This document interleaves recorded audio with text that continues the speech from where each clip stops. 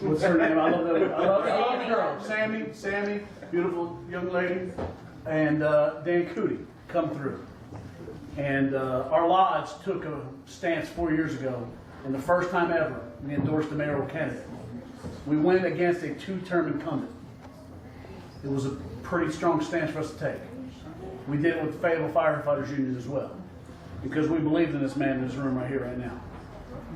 And let me tell you, this guy here, the day we endorsed him, the next morning, Mr. Cootie approached me in the back lot of the police department. This isn't, nobody's ever heard the story, not many people outside the police department. He approached me and said, hey, who'd y'all endorse? Who'd y'all endorse? I said, hang on, I'm going to come to the office later on. No, I need to know now, I said, well, you want to know now? We endorsed Lionel Jordan. Oh, he promised you raises. You know what? Lionel came through on those raises. Over the last 4 years, he's given us a 3% increase. Okay? Lionel promised, he didn't promise us jack. All right? All right? We knew once this economy tanked, we didn't endorse this guy for no raises. The truth. He promised the truth. We didn't. This guy here told us, look, I'll keep an open door. I'll be there to help you guys if we can, and I'll be there to support you guys all we can. So Cootie was upset. So then Mr. Jordan gets in office. And upon getting in office right away, he's dealt with the situation. He's got an interim police chief.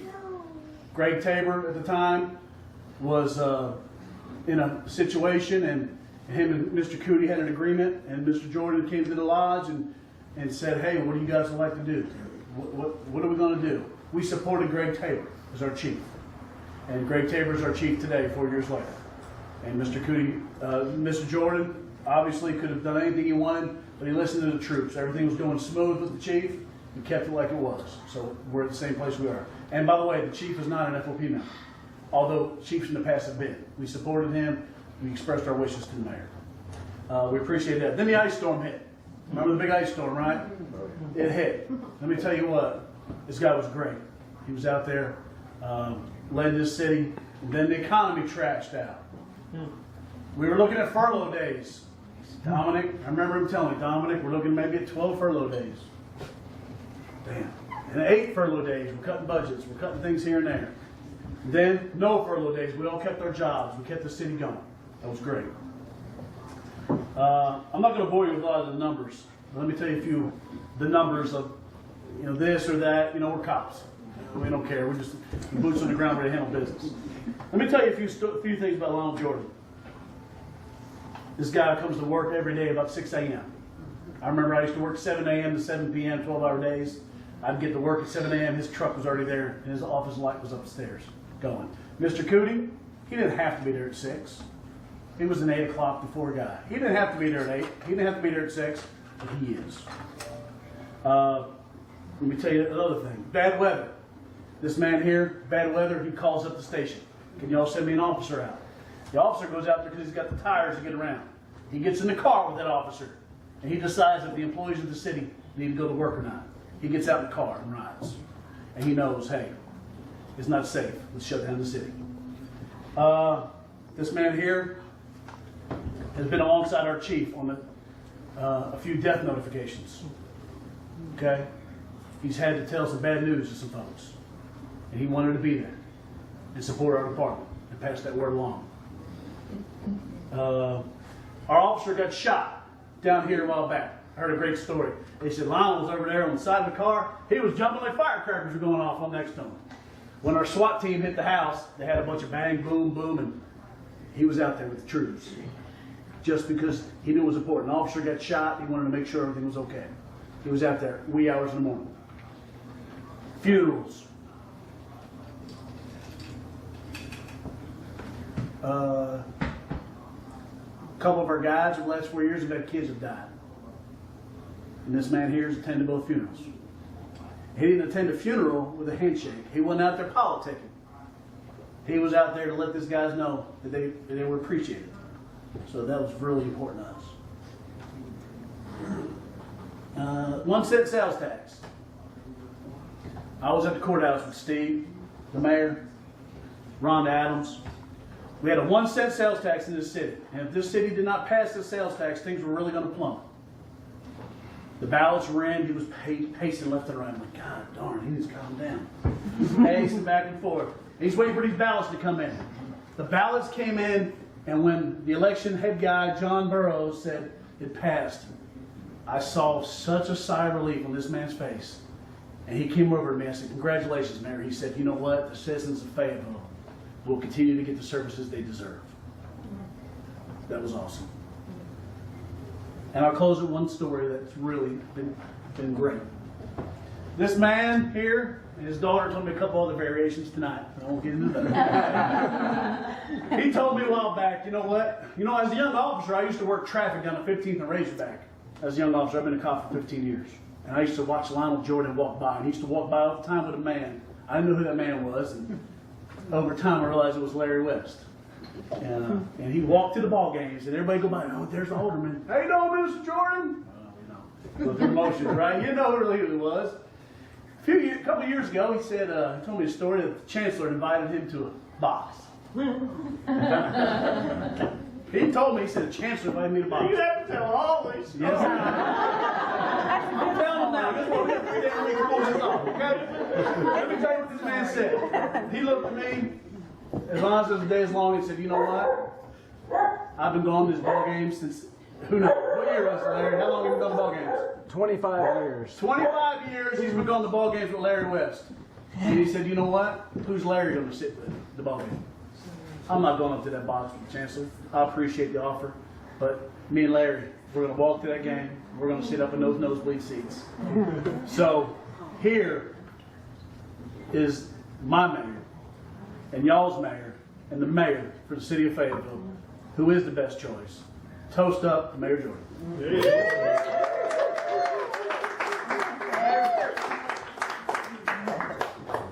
Wow, I don't know how I'm going to Beat that? top that. I want to thank a few people. I want to thank my wife. Yeah. And, you know, I've learned something in this. When I first came into this office, we came in and it was the budget. There was no way we were going to hit the budget. Wasn't going to happen. And then the economy tanked. And the debt was too high. And then the ice storm. And they said, well, I don't know how we're going to make it without cutting services. And I remember being in a place one time where they cut services. And I remembered how that made me feel. And I said, nobody's going home, not on my shift. So we determined to keep everybody a job. I said, I've been on the receiving end of a layoff. I don't want anybody to ever experience that, and they're not going to, not while I'm mayor. So we started making cuts. And it was through people that believed that we could get it done. It took a Lindsley Smith and a Don Marr and a Paul Becker and a city council. And most importantly, it took staff. I took the finances to the fire and police and the non-uniformed employees. I said, here's what we got. Here's what we're going to have to do. And so we made those cuts. We went through that natural disaster, cost the city $6 million. We didn't even have an emergency plan. I said, what do you mean we don't have an emergency plan? And they said, the staff committee said, well, we don't have an emergency plan. And I said, they said, what are we going to do, Mayor? I've been in office 3 weeks. And I said, well, I have a story. And somebody said, I said, I have a kind of a farm story. And they said, oh, super, he has a story. And that would be, and I said, well, there were these 2 buzzards, and one of them looked at the other one and said, patience hell, I'm fixing to kill something. So I said, we are going to make a plan here. And I said, we have to scratch it out on the hood of a truck. And we sort of kind of did. And we got through it. And then we had the down economy. And then we had the snowstorm, which was 2 feet deep. Then there was the drought and the flood.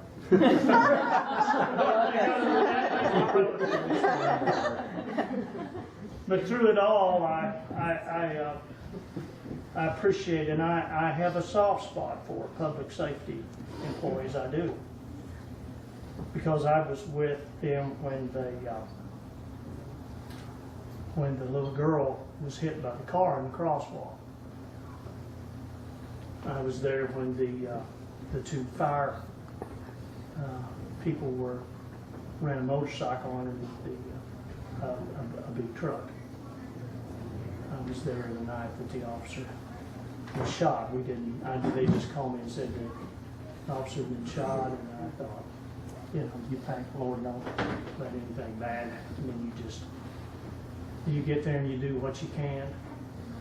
But that's what's beautiful about this city. I was telling a group of folks the other day, I said when I was a carpenter, Larry and I was talking about this the other night, Larry West's my best friend forever. And I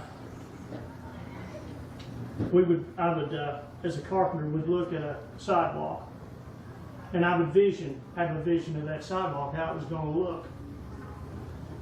And then the proper people would come along. You'd have laborers that would bring steel. You would have plumbers put in conduit. You would have people drive a concrete truck. You'd have people pour the concrete. And then it would take all of us from these various different crafts to pour and form that sidewalk. And when it was done, it would look beautiful. That's kind of the way the city is. I have a vision for this city, and I see where I want this city needs to go. But it's going to take all of us from all the different backgrounds that we have. Fire, police, it's going to take it's going to take citizens from all backgrounds, wherever they come from, and all of our different talents that we have. And we put that together. And Lao Tzu says, if we think the world a better place, and we think it to be so, of ourselves, we cannot make it so. But if we think it to be so, then we realize that it is we that will make it so. You see, it's going to be all of us that's going to make it so. That's going to birth that vision and make it into reality, because I can't do it by myself. You see, at the FOP, which I certainly appreciate you all, I just serve. And you see, when we just serve and we take care of one another, we can't do anything but succeed. So I want to be your mayor 4 more years. And I want you to help me and this city be as successful as we possibly can. Okay?